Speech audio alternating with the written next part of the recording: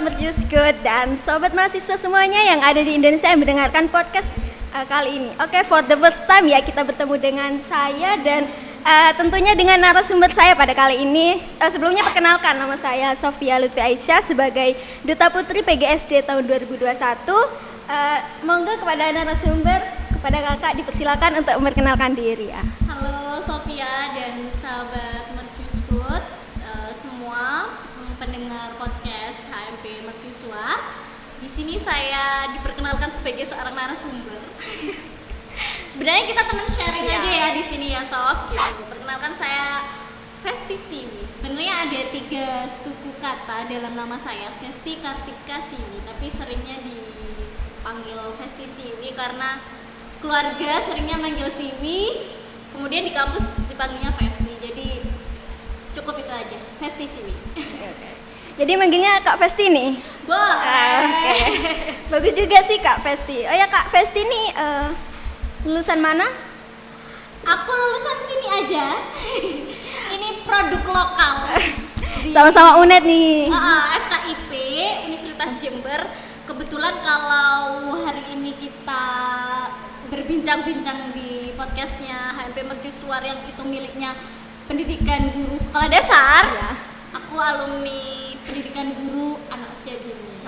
PG tangga lah, tangga biasanya kan PGSD sama PG PAUD ini ya sepadan lah, kita berhubungan dengan anak-anak gitulah. Dari aku nanti aku limpahkan ke Sofi ntar ya, anak-anak bangsa kita. Oke, untuk sore kali ini kita akan membahas mengenai mental health nih Kak, yang sedang ramai diperbincangkan mengenai kesehatan mental. Karena membahas mengenai kesehatan mental ini kayak kita tertujunya tuh pasti kepada remaja gitu loh Kak, kayak generasi Z yang mana apalagi masa-masa kuliah ini banyak beban, banyak tugas, kita pasti kayak merasa selalu depresi, stres gitu kan. Nah, apalagi ini nih di masa pandemi, apalagi sekarang juga di habis lebaran nih Kak, banyak juga pertanyaan-pertanyaan yang dilimpahkan oleh saudara kita. Udah kuliah belum? Udah semester berapa? Kok kurusan gitu? Itu kan kayak nambah beban gitu, iya nggak sih? Kalau menurut kakak sendiri itu gimana pertanyaan kayak gitu tuh?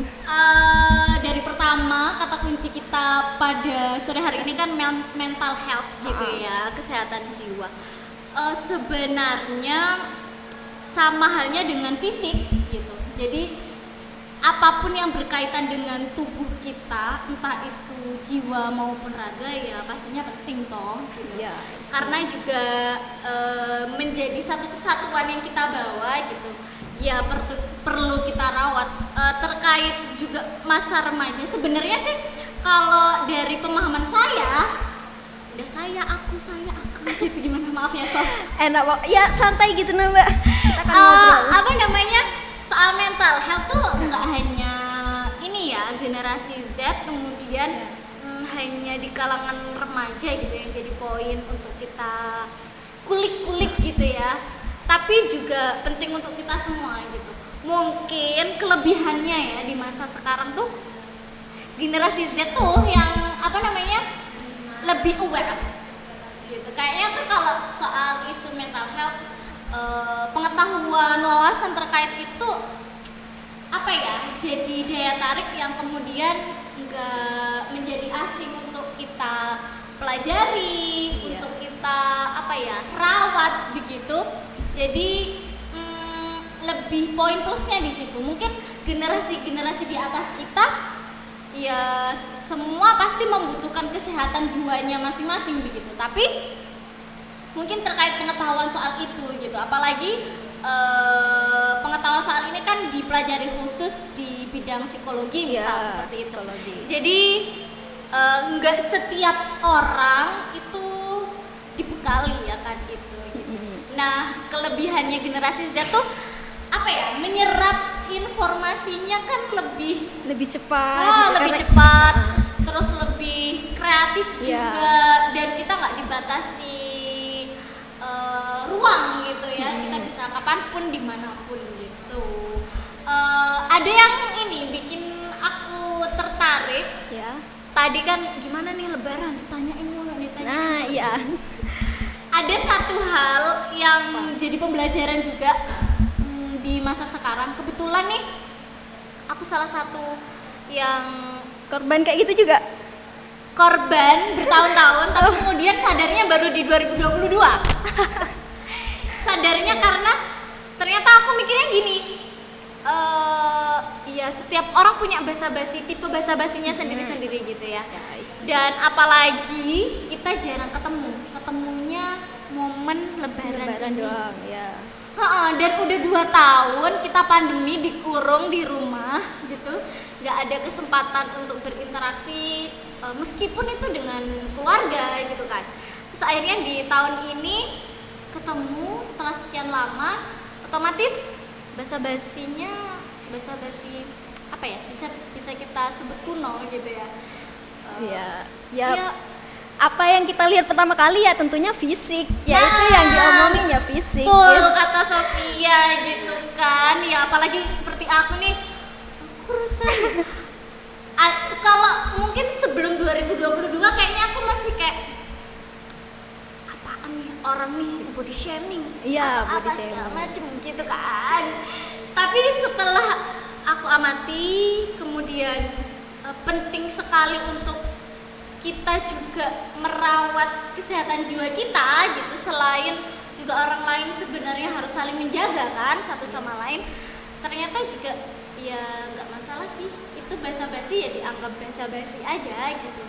Dalam artian kalau memang kurus ya memang kurus. Ya emang kurus ya mau gimana lagi Ya aku percaya diri Iya. ini gitu. Mungkin solusi yang sederhana yang bisa apa ya, kita luncurkan untuk pertama kali mendapat sebuah basa-basi itu tadi ya, dengan sederhana itu. Tapi mungkin bagi sebagian orang ketika apa namanya,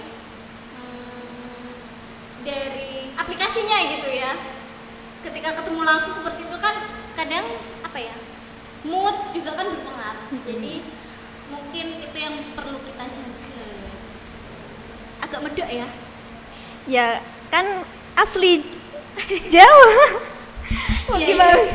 Mau gak mau ya medok. Oke. Nah menurut manggilnya kakak nih ya, menurut kakak sendiri nih penting nggak sih bagi kita yang di masa remaja ini, kan masih masa apa ya, tingkat emosi kita gitu loh kayak sedang nggak stabil gitu, penting nggak sih menjaga mental health ini? Sangat penting gitu. Gak mungkin Iya. dong kita hidup di remaja doang gitu. Aku kalau nyebutnya Sofi nih bukan remaja, Wah aduh apa nih? remaja menuju dewasa. Wah ya betul sih. Dari pertanyaan-pertanyaan yang diberikan ke aku tadi, wow gitu kan gitu. Penting sekali untuk dijaga karena kita hidup bukan hanya untuk sekarang gitu, untuk selanjutnya juga kita nggak hidup sendiri. Pastinya menjaga itu kan apa ya, perlu konsisten. Dan juga yang penting itu sebenarnya jam terbang. Semakin betul. kita ini apa namanya, bertambah dewasa, Iya. entah itu dari segi pengalaman, usia, pengetahuan, itu insya Allah berkembang. Kecuali orang-orang yang kalau katanya agama tuh nggak mau berubah. Jadi orang yang merugi maksudnya. Oh iya. Gitu. Jadi emang penting banget sih ya sebenarnya, apa ya, di zaman sekarang, zaman Z ini kayak serba canggih, semua teknologi udah kita kuasai lah anggapannya, udah ada di lingkungan sekitar kita gitu. Nah bagi generasi Z karena udah kayak sosmed itu udah jadi makanan sehari-hari gitu bagi kita.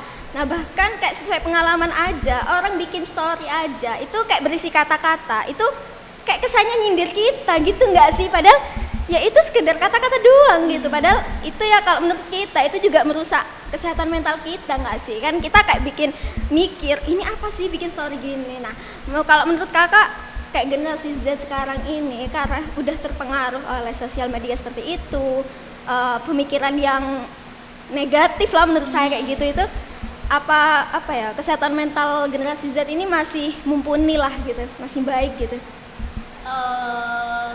Aku kembali ke ini apa namanya, poin awal tadi bahwa generasi Z itu punya kelebihan. Yang pertama itu ini, pengetahuan lebih mudah didapat. Ya, Jadi betul. filtrasi mungkin lebih ini ya, lebih canggih dalam artian daripada mungkin generasi di atas kita gitu. Hanya saja memang perlu ini apa namanya, olah dulu gitu. Dan juga terkait sosmed. Sosmed itu kan dibuat bukan hanya berdampak negatif gitu ya kan. Ada sekian banyak dampak positif yang bisa kita terima.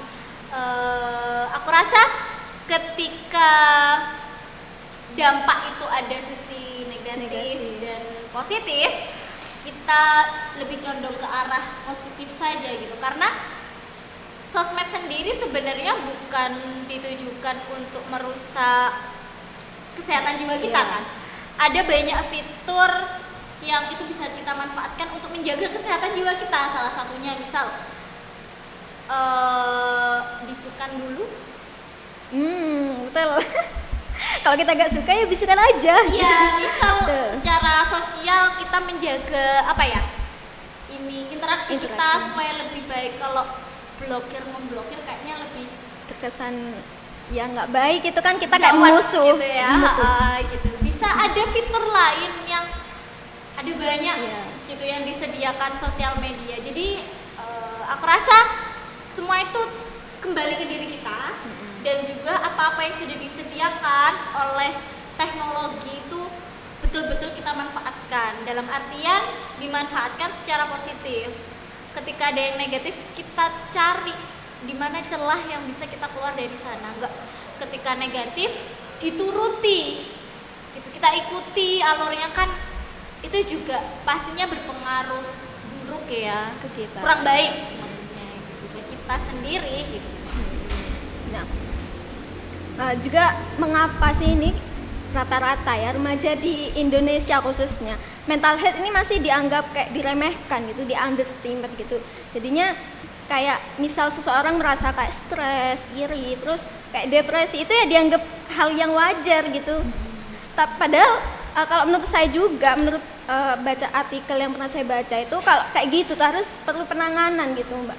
Nah, apa gunanya psikolog gitu kalau kita nggak mau menangani, mengatasi apa yang kita rasakan gitu. Nah, kalau menurut Mbak perlu nggak sih kayak gitu tuh penanganan terhadap yang gangguan mental ini gitu?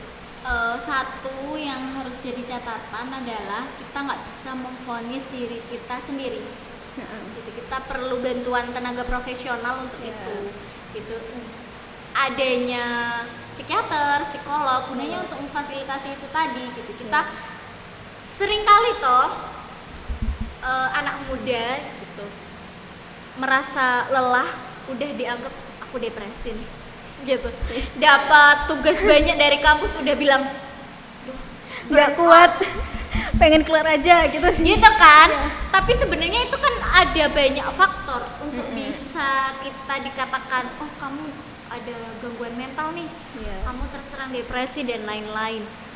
Itu perlu penanganan khusus dan butuh bantuan profesional. Tidak melulu kita bisa menangani diri kita sendiri gitu.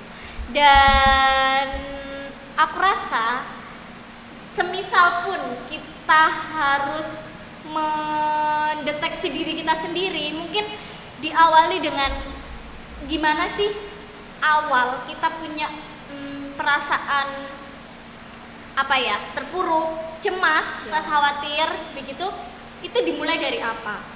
Apa karena mungkin sungguh-sungguh tidak ada penyebabnya, atau karena dari habitnya kita sendiri yang memang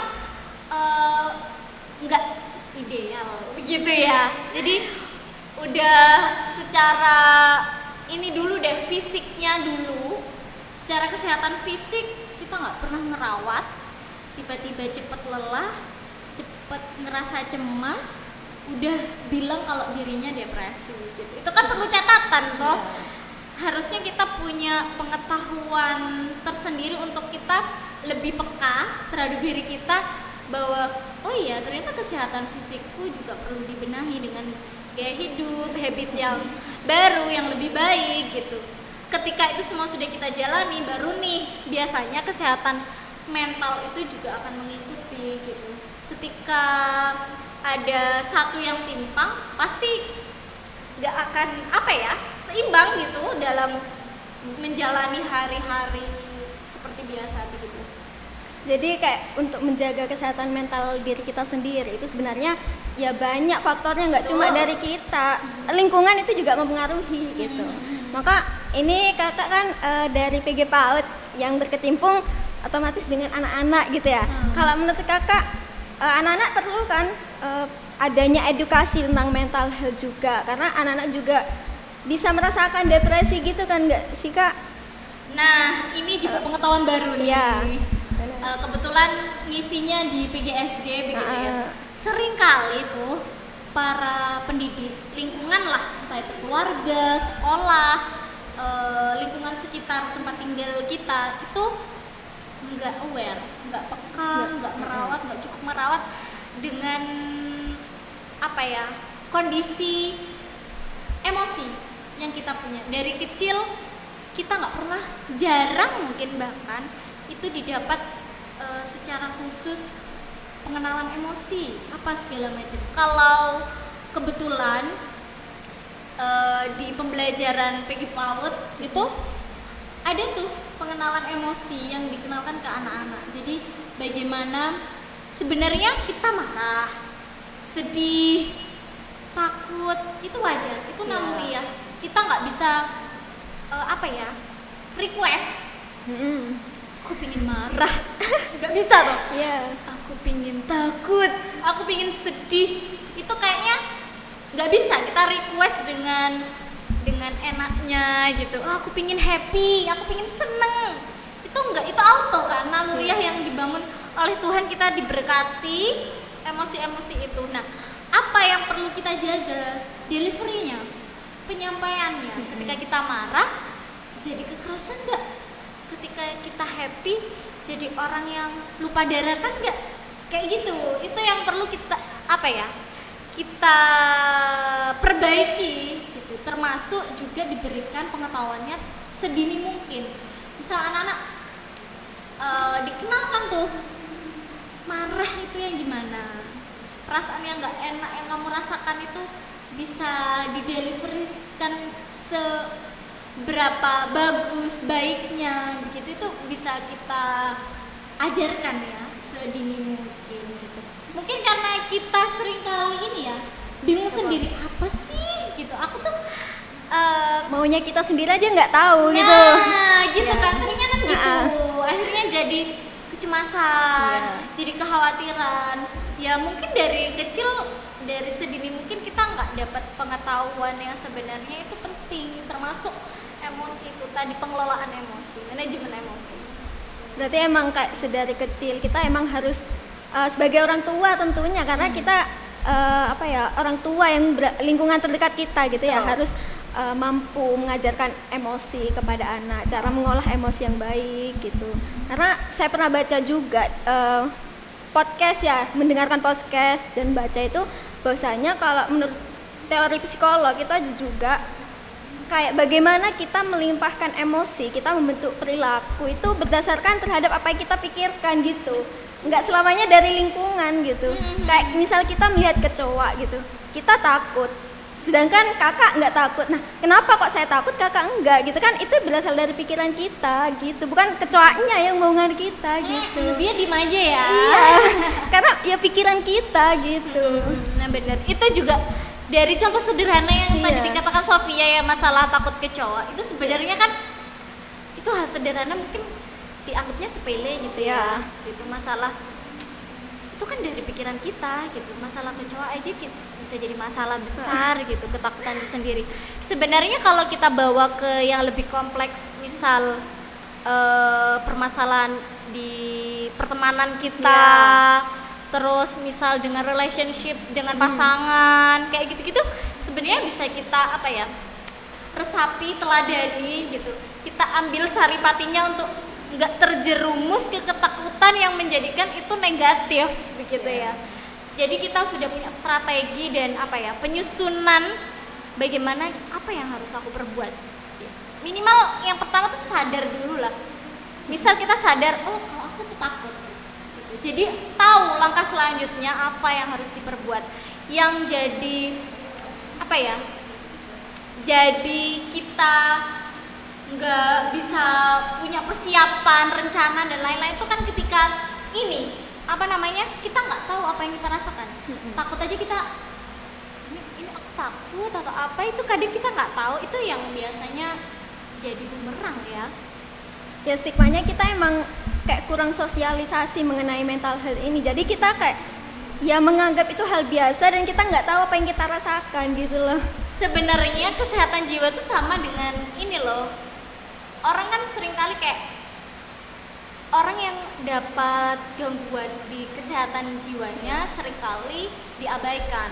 Iya, betul. Bener kata Iya, tadi bener. kayak ya udah kalau stres ya stres aja, itu biasa Iya, lah, biasa. masalah kerjaan, masalah pertemanan dan lain-lain. Sebenarnya kalau sakit ya sakit aja, entah itu fisik, entah itu psikis, ya namanya sakit ya sakit.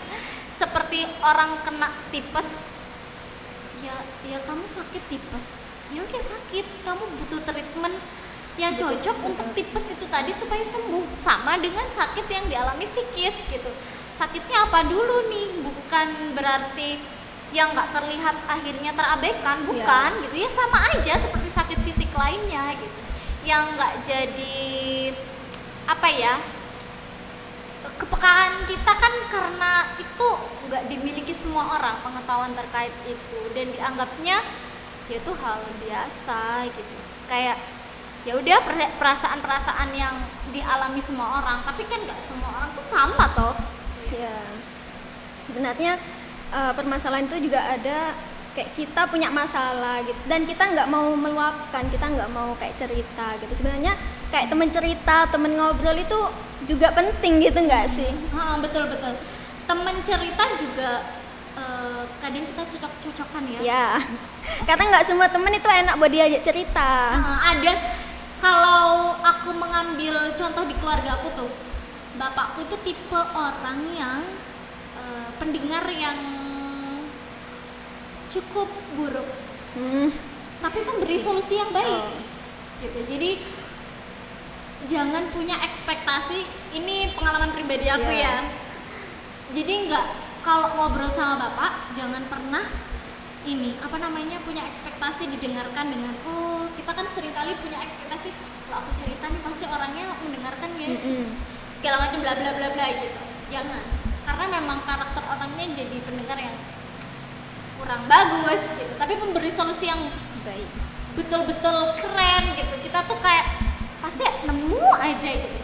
Nah, kita biasanya di keluarga aku khususnya kalau mencari bekal modal pendengar yang baik ke ibu, tapi ibu itu mungkin apa ya, lebih perasaannya mudah khawatir gitu. Jadi nggak jago kalau ngasih solusi gitu, tapi beliau karena perasa mungkin lebih apa-apa tuh kayak jadi masuk ke dalam hati. Jadi kalau jadi pendengar tuh enjoy banget gitu. Mungkin bisa apa ya, diambil kesimpulannya oleh teman-teman di sini bahwa ya ada pemberi solusi yang baik, ada pendengar yang baik, ada yang keduanya bahkan, atau enggak dua-duanya. Enggak dua-duanya.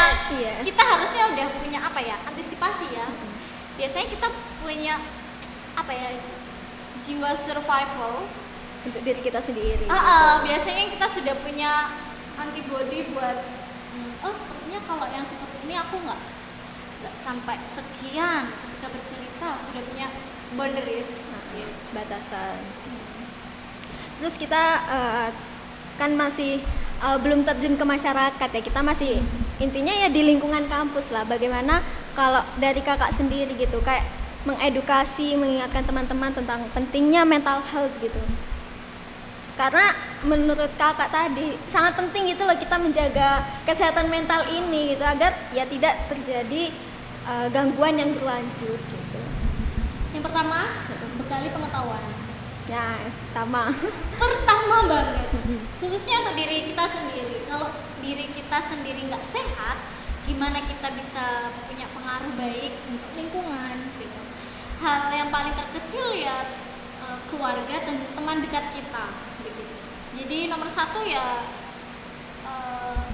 bukan hal tabu ya bukan rahasia umum lagi kalau yang pertama harus kita miliki adalah pengetahuan. Kalau kita udah nggak sadar, nggak paham, nggak kenal, ya mau gimana kita bisa jadi yang terbaik gitu untuk diri kita sendiri lah minimal. Berarti emang lingkungan ini juga sangat berpengaruh gitu terhadap kesehatan mental kita, teman, terus orang tua juga itu sangat mendukung gitu ya. Mungkin dari kakak ada yang mau disampaikan nih sebagai penutup gitu nantinya. Teman-teman ini apa namanya, jangan mudah menyerah Ya. udah kayak ini ya Mario Teguh ya saya. Motivator ya. Berubah profesi. Iya, jangan mudah puas gitu, dan apapun yang jadi pengetahuan kita semoga bisa jadi hal baik untuk sekitar. Mungkin itu kayaknya kalau terlalu panjang nih aku juga agak lelah gitu ya. Oke, jadi mental health ini atau mental illness ya, gangguan kesehatan itu bagi saya tuh kayak bukan hal yang sepele gitu ya, karena kesehatan mental ini wajib kita jaga gitu, karena kalau kita tidak menjaganya kita akan mengalami gangguan yang berlanjut, bahkan gangguan mental yang jangkanya panjang kayak gila gitu. Nah semoga sharing materi, sharing tentang apa ya, diskusi ngobrol biasalah ini bisa bermanfaat bagi kita semua gitu lah ya. Amin. Dan ini podcast pertama HMP Iya. Mercusuar ya. Wow, keren. So enjoy your life gitu loh guys. Jadi kita nggak perlu mikirin beban apa yang akan terjadi selanjutnya. Kita nikmati aja hari ini gitu. Mungkin Sophia ini ya, apa namanya, tipenya sama kayak aku. Gimana Let it tuh? flow. Gitu. Tapi ada orang-orang yang to-do list gitu Yeah. loh, semua harus terencana Yeah. segala macam. Tapi mungkin aku pernah baca di bukunya Putut EA, itu dia bilang gini, kita harus melakukan hal yang terbaik, tapi juga Yeah. kita harus bersiap pada kemungkinan yang terburuk. Betul. Itu strategi dalam Yeah. jalan kehidupan, katanya seperti itu. Tapi emang membuat list itu sangat penting sih, karena kita kayak ya menyusun lah gitulah apa yang akan kita lakukan, karena itu sistem orang yang kayak perfeksionis gitu. Tapi kalau ya kita nikmati hari ini, itu kayak kita juga menjaga kesehatan mental kita gitu loh Kak. Jadi semoga yang disampaikan Kak Festi tadi ini sangat bermanfaat gitu lah ya. Kayak kita nambah wawasan gitu lah guys. Oke, semoga yang disampaikan oleh Kak Festi tadi ini sangat bermanfaat bagi kita semua ya, untuk tentunya menjaga kesehatan mental kita, terutama di kalangan mahasiswa yang banyak beban gitulah. So, see you next time ya di podcast selanjutnya. Kita akan membahas apa ya? Mungkin sama Kak Festi lagi. Ditunggu aja ya guys. Bosen nih, jangan bosen ya, jangan kapok. Karena pematerinya ya lumayan lah gitu. Agak centil ya hari ini, mungkin podcast selanjutnya enggak deh ya. Oke, cukup sekian teman-teman, penonton, pendengar, semua mahasiswa yang ada di Indonesia. Semoga ya kita bisa berjumpa kembali dengan Kak Festi di podcast selanjutnya ya. See you.